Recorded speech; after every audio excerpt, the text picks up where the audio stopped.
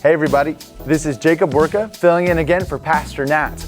We're back on Win the Day, and this week we're exploring the book of James, looking at the power of the tongue.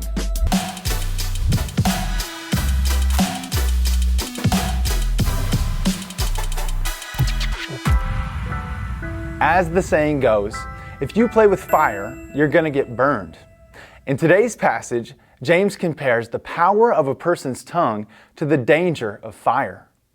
Now, for some context, in the passage just before this, James has illustrated the power of a person's tongue like the small bit that guides a big, powerful horse, or the small rudder that has the ability to guide a giant ship.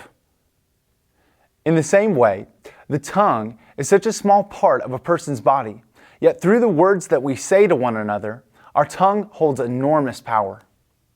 Just as Uncle Ben said from Spider-Man, with great power comes great responsibility. And we have incredible power with every word that we say. And this power can be used both for good and for evil. James makes this point clear when he says in verse 5, "So also the tongue is a small member, yet it boasts of great things. How great a forest is set ablaze by such a small fire, and the tongue is a fire, a world of unrighteousness. The tongue is set among our members, staining the whole body, setting on fire the entire course of life, and set on fire by hell." Again, in verse 5, James repeats the same idea, that even though the tongue is small, it boasts of great things, or it contains great power. Like with anything powerful, it should never be used carelessly.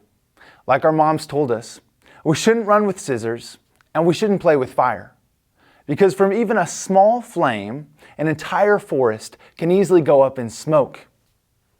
This is an illustration we understand all too well. In places like California and Colorado, we see the devastating effects of wildfires that too often destroy people's homes, their land, and even claim human lives. Miles of land can be brought to ashes by something as small as a cigarette butt that somebody didn't care enough to throw away, or a campfire that someone didn't put out early enough.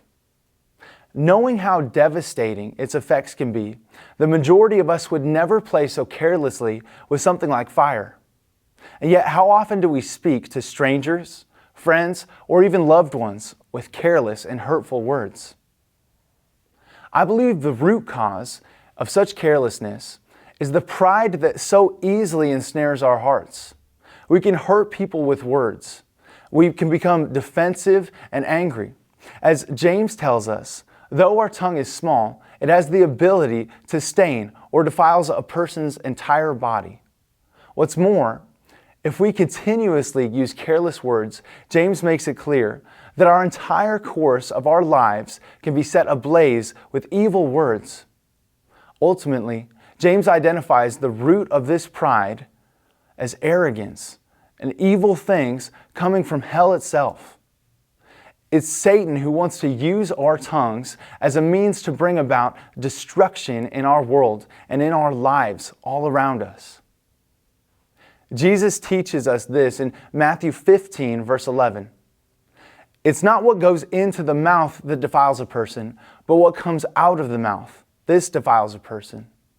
That is to say that there's no food that we can eat to make us spiritually unclean. But our words reflect our hearts, and evil words reflect a heart and a spirit that's being guided by Satan. This is serious. Followers of Jesus must never use our words flippantly or carelessly. We must understand that in the same way that our tongue can cause a wildfire of pain and suffering, our words have the power to encourage and to build up. As we're reminded in the book of Proverbs, pleasant words are like honeycomb, sweetness to the soul and health in the bones. May Jesus take hold of our hearts and use our words to speak out and pour out sweet blessings and speak of His excellencies to the world around us. Rather than spread a wildfire of evil, may Jesus use our words to extinguish the flames of evil all around us and draw people into the peace of the gospel.